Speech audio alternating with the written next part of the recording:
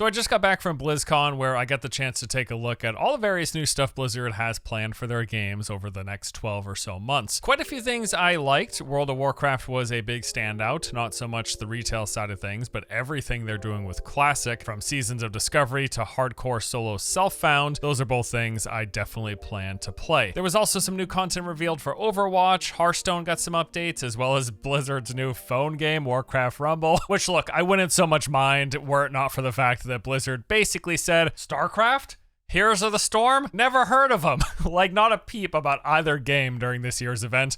I honestly can't believe it, but that's a different topic for another day. Anyway, the main reason I attended BlizzCon this year was to see what's next for Diablo. As some of you might know, I am a big fan of the franchise. I have been ever since the very first game. And when Diablo IV came out, I played basically nonstop for a month straight. I might not be the most hardcore of all the gamers, but I certainly felt like a proper degenerate for the entire month of June. D4 launched, I played a lot, and while I was aware of its issues, I still mostly enjoyed the experience. Yes, the game very sorely needed some quality of life features. Yes, I wished the whole thing, especially though the end game, had a lot more content variety, and for sure I was sick of staring at my inventory for a quarter of my playtime. But as I said, I played the game for a month straight, so clearly I was enjoying myself. However, as the preseason wrapped up and as we approached season number 1, I felt pretty much well and done with the game. Season of Malignant, while adding some new stuff, wasn't adding enough new stuff to entice me personally to do the level 1 to 100 grind all over again. But then came season 2. Not only did it add a new theme and new sources of power, but we got some more new content, with the boss ladder being one of the biggest new additions. 5 new bosses for us to grind between levels like 50 and 100, letting us target farm powerful uniques and even get a chance at those uber uniques. That plus a ton of quality of life fixes that addressed many of my biggest pain points around the game's release. That made me go, yeah, I will give it another shot. And while I was slow to start, just having jumped in recently, I will say my time with season 2 so far has been pretty good. It's not totally different. Diablo 4 still has the basic loop as it has in the past, more or less, but it is in a much better place than when it launched. And after these first 2 seasons, all signs are pointing to them making good on the promise of further polishing the game, adding quality of life, and slowly introducing new content with time, which they ought to be, considering they're selling mount skins that cost more than the base game itself at this point. But what's next? That's the big question. Where does Diablo 4 go from here? Where is the big, new, interesting stuff? Well, that's what we're going to talk about today, because a lot of that information came from this year's BlizzCon. But first,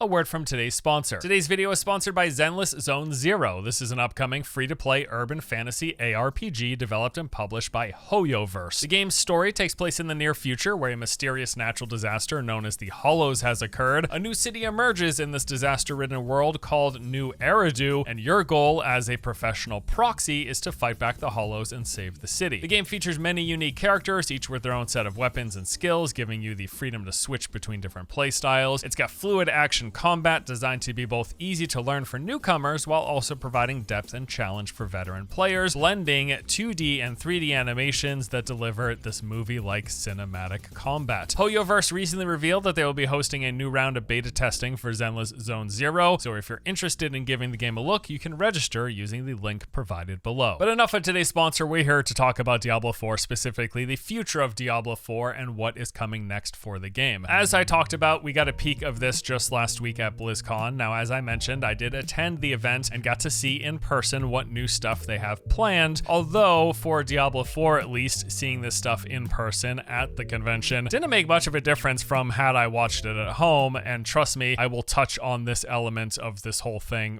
later in the video. In terms of what we saw, in terms of what they revealed, I want to go over that. First of all, one of the first reveals was something I wasn't actually expecting, which is additional content updates planned for the current season, Season of Blood. As you might know, this launched about a month ago. With it came a bunch of new stuff, all those quality of life features and new content, new power sources, new bosses. But now on top of that, they are adding more new stuff in the middle and towards the end of the season. So first they revealed that they're going to be bringing back popular powers from the first season in the form of these malignant rings. This has actually already happened. It came out just a few days ago, and some of the most powerful abilities from last season are now being brought back into this season, which is them basically making good on the promise of using these seasons as a testing ground and potentially, with the things that are successful and the things that people like, making it a more recurring or ongoing thing. But on top of Malignant Rings, they also revealed that in early December with patch 1.2.3, we'll be getting a new endgame activity called the Abattoir of Zur. This is an endgame pinnacle dungeon event for after you finish the season journey. And this event kind of actually reminds me a little bit of Rifts from Diablo 3. Basically, it's a time trial. You jump into the Abattoir of Zur, which has multiple levels. I believe it's 25 levels total that they've mentioned. And you go through this dungeon on a timer. You kill as many enemies as you can while filling up this progress bar. And then once the bar is full, it will spawn a boss. You kill the boss and collect your reward. Those rewards will include a new powerful glyph called the Tears of Blood. So this glyph has two main parts to it. First, it says for every 5 core stats purchased within range, you'll gain 2.0% X increased damage. That is multiplicative damage, which means it's going to be very, very strong. It also grants a 50% bonus to all rare nodes within range, and that bonus will increase by 10% for every 10 levels. Worth noting that the Tears of the Blood glyph will have a level cap of 200,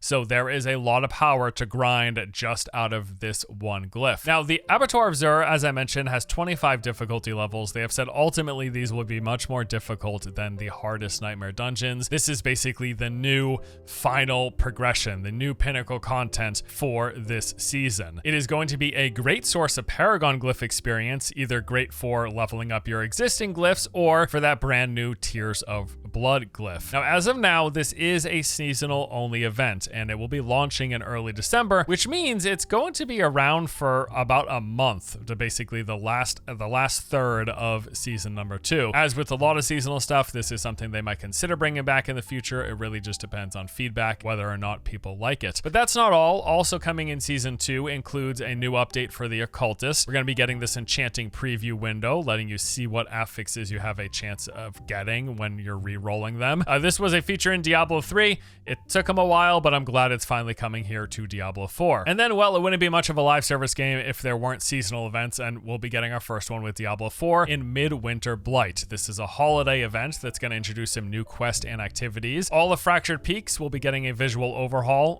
The region is already snowy, so basically they're making it more purple while adding some new seasonal inspired enemies in the Frigid Husks. Kill enemies. Eventually, you get enough to summon this new event boss, the Red Cloaked Horror. Kill the boss, collect rewards. Those rewards will come in the form of new event-themed cosmetics. Midwinter Blight will be launching on December 12th. Brand new stuff coming in the middle and towards the end of the season. Not something I expected. When seasons come out, I pretty much expect everything that's in the season is going to be there at launch, and then everything else they might want to add will be coming in subsequent seasons. But no, they're actually doing mid-season updates, and that is, to me, again, unexpected. I did not assume that that was going to be the announcement that we got here, and it's a good thing we did get that announcement, because in terms of actual specific details with what we can expect for Diablo 4, this was the most specific that they were. But there was more stuff beyond the new stuff coming to Season 2. They also teased Season 3. This will be coming in January. They did not give a name or a reveal of the theme, but they did share basically 2 new features that would be coming. So first of all, more endgame will be coming in Season 3.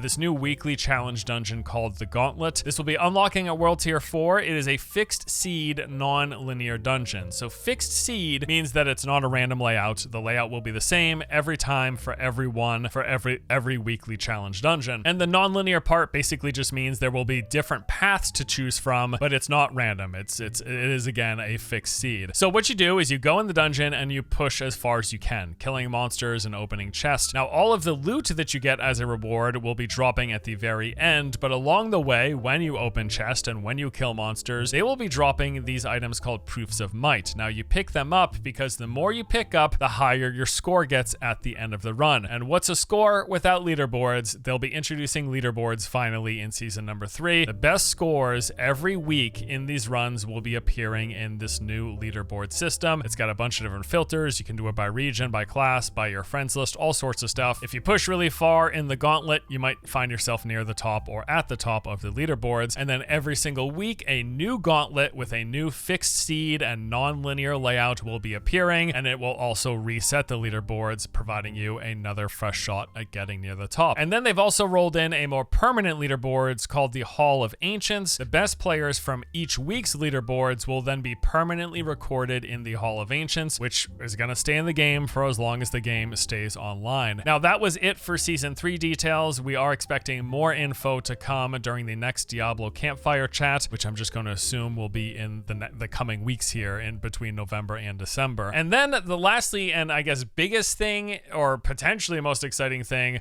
was them revealing the first expansion. So Vessel of Hatred is the name of this expansion. It's going to take place and include a brand new region, Nahantu. This is basically a fresh spin on the jungle zone from Diablo 2. With this, we're going to get a new story, new enemies, a new playable class, and they shared some story bits, basically the fact that the expansion is going to be centered around Mephisto. They shared a bit of concept art from major locations and points of interest that we're going to see while exploring the jungle, and that was pretty much it. They were very specific light in that they really shared no specifics. There was no info on the class, no name, no playstyle, no mechanics, nothing other than the fact that it will be a new, never before seen class for a Diablo game. There were also no details on what new content types to expect, new bosses, new mechanics, new game modes, absolutely nothing. More or less what they did was say, hey, there's a new expansion. It's going to be in a new region with a new class. We'll have new stuff, but that's all we can say. We'll tell you more next year. And as of now, the launch window is planned for sometime late 2024. And during the Diablo 4 campfire chat, there was a Q&A in which we got a couple bits of more information. For example, we learned that templates in order to save and switch between different builds and gear setups, they are planned for a future update, although they did not commit to what update and when. The more social tools will be added, and this was in response to a question asking for a group finder or global chat. They also mentioned a big overhaul to itemization is in the works, like removing deal increased damage on Tuesdays and other similar effects. And then aspect management is a big thing that they want to improve, with the ultimate plan being to get the aspects out of our inventory and into the Codex of Power. They said that this won't make it into Season 3, but should be coming sometime after that. So those were all of the reveals at BlizzCon for Diablo 4. We had the Season 2 updates, which I wasn't expecting, but are nice to see. We had the tease of Season 3 with them just mentioning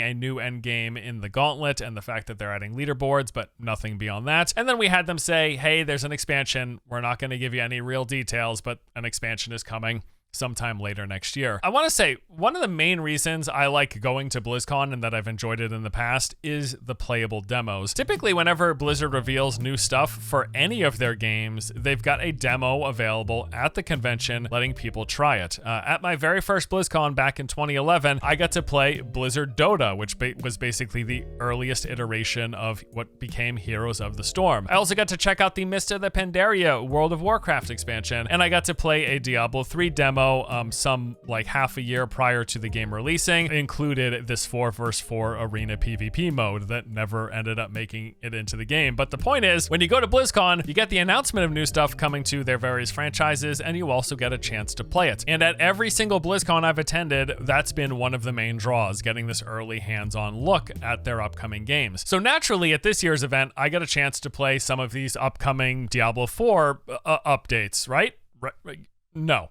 Not at all. I got to play nothing, actually, which absolutely blew my mind. Every single other game that they had updates for at BlizzCon had a demo area where BlizzCon attendees could get hands-on time to actually try out the new stuff. World of Warcraft had both new Classic Plus content as well as a section for Retail WoW. For Overwatch, you were able to go hands-on and check out the new playable hero, and they also had demos for the new content coming to Hearthstone and an area for Warcraft Rumble. For Diablo, there was nothing, not a single computer on the showroom floor where people could try anything. You couldn't even play Season 2. There was no Diablo hands-on event, and I found that astounding. Them not having an expansion playable, I totally get it, right? The fact that they don't have this expansion that's at least 1 year away from now, and they haven't revealed anything about, yes, I didn't expect that they would have that playable, all right? Them not having Season number 3 playable, I also kind of get, although with it only being a couple months away, I think it would have been nice if Blizzard would give attendees a sneak peek, like have let us play like a 30-minute chunk of the season, checking out its theme and trying the new seasonal power, but they haven't revealed that stuff yet. So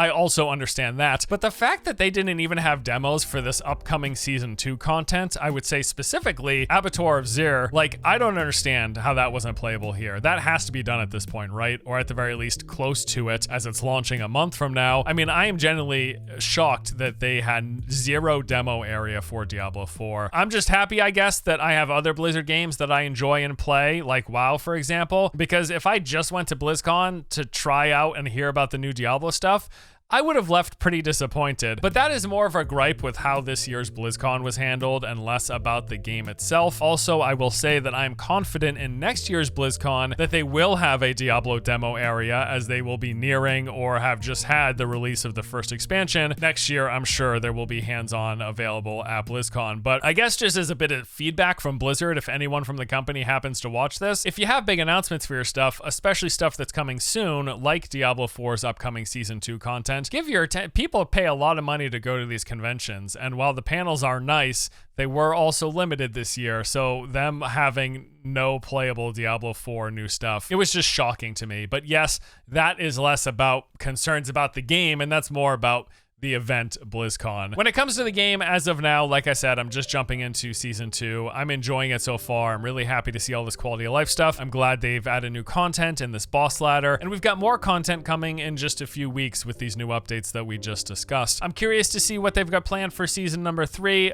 This new endgame sounds good, and we'll see what the season theme and the new season power mechanic is. But more than anything, really, I am just awaiting the details for the expansion, because the truth is, this is where any and all significant new stuff for Diablo 4 is going to come, and I really think it's the expansions that the game's long-term success is entirely dependent on. The seasons are one thing, but the expansions, this is going to be the heavy-hitting stuff. So while I was at BlizzCon, I actually also got the chance to sit down for a one-on-one interview with Diablo GM Rod Ferguson. We talked about really general stuff, the general state of the game right now, the recent updates, some of the quality of life stuff that came in this season. We also talked about some of the future plans, and one of the bigger questions that I had for him was just concerning how they approach developing content for seasons versus what they plan and how they approach developing expansions. Now, his response was this: I think the big thing is really around scope. When you think about seasons have a theme, and when you think about the story in a season, I always call it more of a quest line. It's kind of like a very elaborate side quest, whereas in the expansions, it's going to be a full campaign story. That is one part of it. It's just the size of everything. He then reiterated the fact that seasons are meant to be a bit of a playground where they can test out new ideas, while expansions will add longer lasting, permanent content for the game that is meant to bring a lot of value. He went on to say, expansions people are going to be paying for, and so you want to make sure it's got a lot of content. It's going to be a whole new story, it's going to have a whole new region, it's going to have a whole new class, and so it's a sense of scope and a sense of permanence that comes with an expansion that you don't have with the season. Now, he also mentioned to me that they've already got a team working on the second expansion. That's right, we are a year away from the launch of the first expansion, and there's already people at least in pre-production for the second expansion. This is something that we've known, that Diablo 4 as a live service game has multiple teams working on the various live service aspects. In fact, he specifically mentioned 5 different Diablo 4 teams. There's the live service team who works on any pressing issues in the moment, any major bugs that need to be addressed, any balance issues that need to be addressed in the middle of the season, but that's the live team. Then there are 2 different seasonal teams, an odd seasonal team for seasons 1, 3, 5, etc., and an even seasonal seasons team for 2, 4, 6, etc. And then there are 2 expansion teams. The team working on expansion number 1, which comes out next year, and then the team working on expansion number 2, which might come out tentatively in 2025, maybe early or mid 2026 or something, but we have heard roughly around an expansion a year is something that they are targeting. We'll see how